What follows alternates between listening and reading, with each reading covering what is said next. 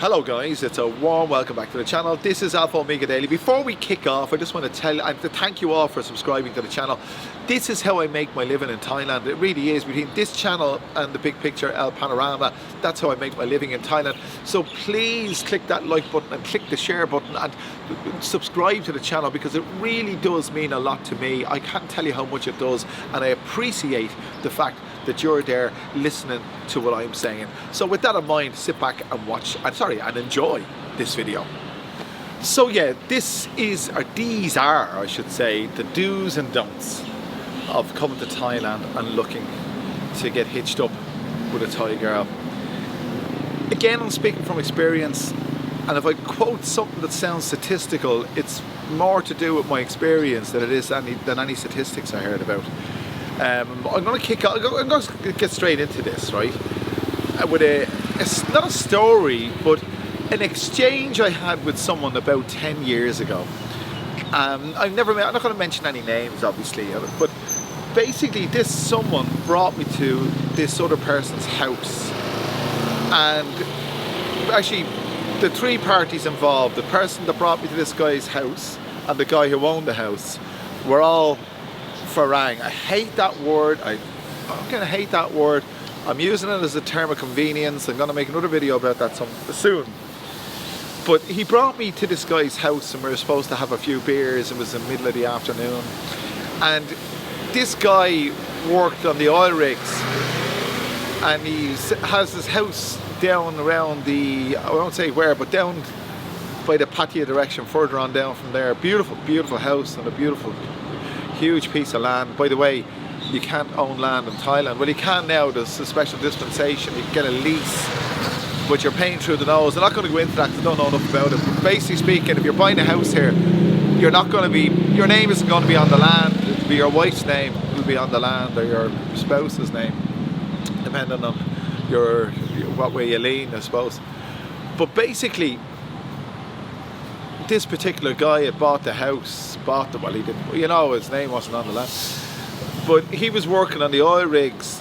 And what I was told by the guy who was driving me to his house to have the beers with that guy is that while he was away in the oil rigs, his wife was, let's say, indulging in other things, and with other people. And apparently even the dogs in the street knew it, but either the husband didn't know or he was pretending not to know. But I didn't inquire further. I was just listening, because I was only after arriving here, and I was told that he met her in a bar. And there's nothing wrong with bar girls per se. They're people just like anybody else.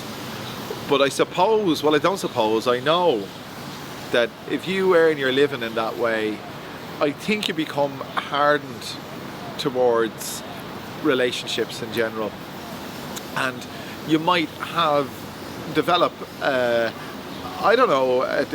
distrust of foreigners. A bar girl, going every night with a foreigner for money, she might develop a distaste for foreigners, let's say. I don't know, I'm only guessing. But when you marry one of these girls, you're asking for trouble, because more often than not, you'll find that the girl will coerce the foreigner, the Farang, to buy in the house, and then something will happen. Her family will move in. She'll make his position untenable, file for a divorce, and of course then he realizes that the house is built on the land which isn't her name, and he loses everything. There's lots of stories like that.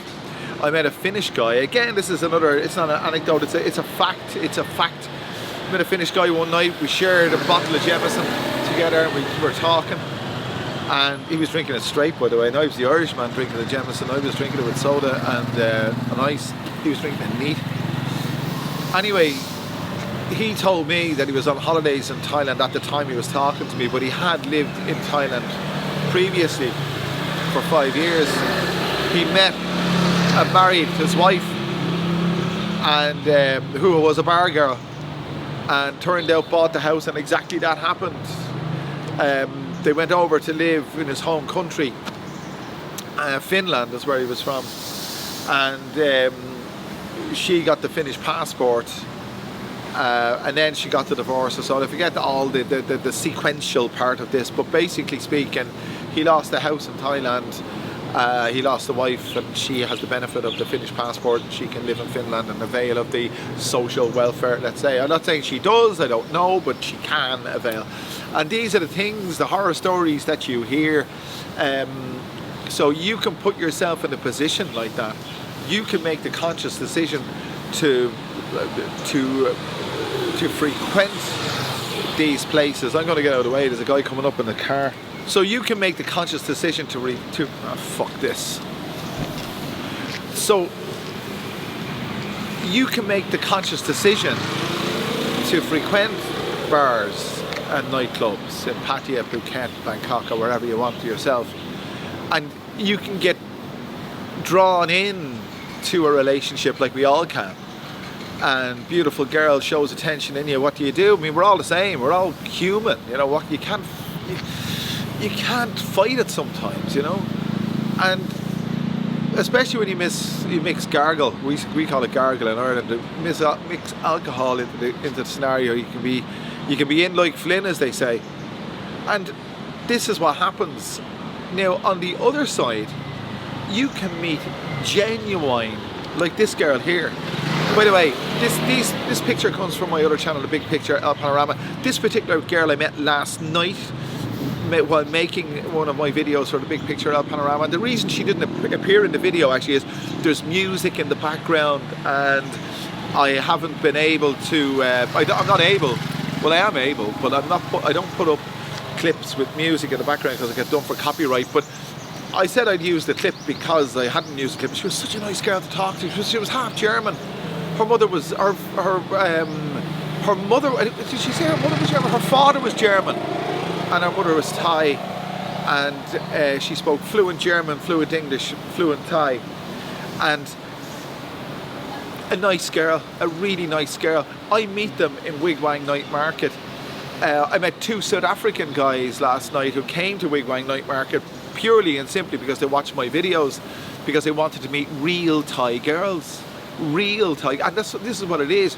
You don't have to go to a bar, obviously, to meet somebody who you want to tie the knot with or whatever it is. You can meet genuine, beautiful, normal, real, career-minded, industrious, let's say, beautiful girls anywhere on the streets of Bangkok. If you choose, and then you take potluck, because no relationship is guaranteed, obviously, but if you choose to go down the bar route, you'll probably end up like a statistic almost.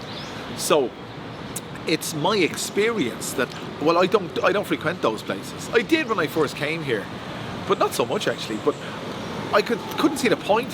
I really couldn't see the point. You can go and have a good night out in a place like that, but it's like anything else. If you eat pizza every day, it's going to get boring. You'll find, and I assume you'll find, speaking for myself, people who live here don't go to Nana. Don't go to, I mean, I think Nana's boring. I really do. Okay, if I had a face full of beer and I probably was down there, I probably wouldn't think it was boring. But the idea of going there for a night out doesn't appeal. It doesn't appeal to me.